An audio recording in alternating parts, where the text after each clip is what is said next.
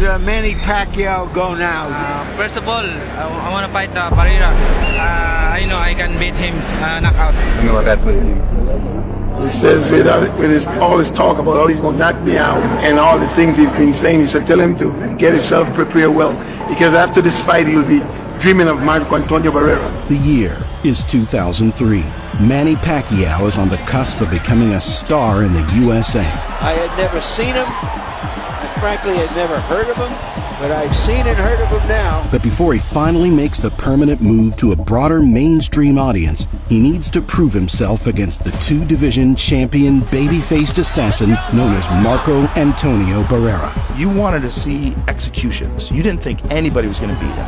Everybody he fought looked like they were about to die. With 13 title defenses at the super bantamweight division, amidst just a couple of losses and a newfound demolition of the featherweight division with some of his greatest wins, it seems Pacquiao's in against his roughest and toughest opponent yet. Welcome back to Boxing After Dark.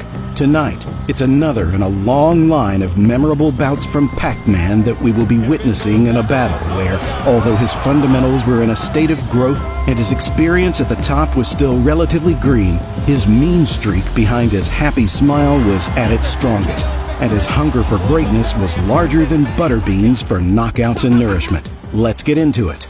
Manny Pacquiao's record, when viewed in an era where losing your own means you have to go and your promoter washes their hands with you, seems average at 38 wins with 2 losses and a draw. You come to a fight with Frazier and he loses and you leave with Foreman or something like that? Yes, that's true. That's business. But while one loss was against a man who was 15-8 and another against the sadly forgotten but underrated champion Mgoan Singarat, these losses are quickly disputed when having their tale told. The first loss was at the age of 17, when the young man shouldn't have been in the ring to begin with. They told me the required age is 18, but I was only 16. So I lied and told them I was 18 years old. At that time, I weighed 98 pounds, which was 10 pounds under the minimum weight. So in order to make weight, I put heavy objects in my pockets to make me heavier.